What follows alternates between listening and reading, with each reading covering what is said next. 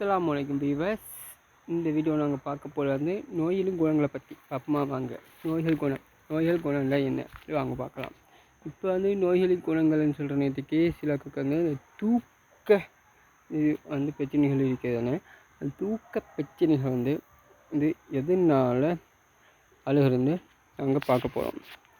இப்போ தூக்கமின்மை வந்து ரத்த ஓட்டம் வந்து அழுத்தமாக இருக்கிறதுக்குரிய பற்றி நம்ம தனி வீடியோ உங்களுக்கு நான் போட்டிருந்தேன். இதை தூக்கமின்மை வந்து எதனால் வருது, நீங்கள் சரியாக தூங்காமல் இருக்கிறதுனால என்ன காரணம் என்று பார்ப்போம். சிலருக்கு வந்து சரியாகவே சாப்பிட மாட்டாங்க. அவங்களுக்கு இந்த உடல் இதுகள் வந்து கவுண்டராக இருக்காது. அது காரணமாக வந்து இந்த தூக்கமின்மை வரலாம்.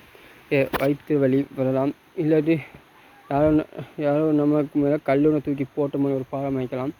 அப்படியான எண்ணங்கள் வந்து நம்ம மனசு தோன்ற வந்து நம்ம இரத்த ஓட்டம் நல்லா சீராக ஓடுதில்லை. புகைப்பிடிப்பது போன்ற அந்த பிரச்சனைகளுக்கு நீங்கள் எடிக்ட் ஆகிட்டீங்க. அந்த போன பிரச்சனைகள் வரனால உங்களுக்கு அந்த தூக்கமின்மையான பிரச்சனைகள் வந்து வரலாம்.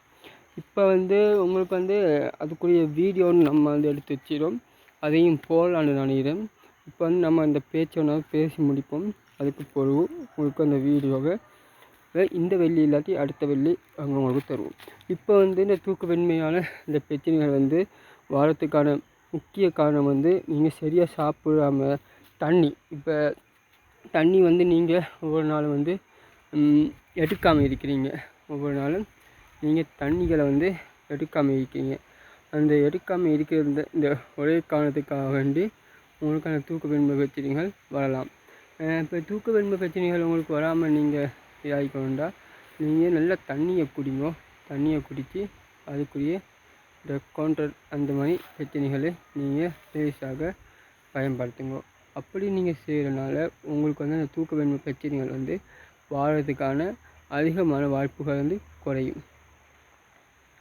இப்போ அடுத்து வந்து உங்களுக்கு இன்னொரு வெள்ளிக்கிழமை அந்த நோய் குணங்களை பற்றி சரியான நான் போடுறேன். பாய்.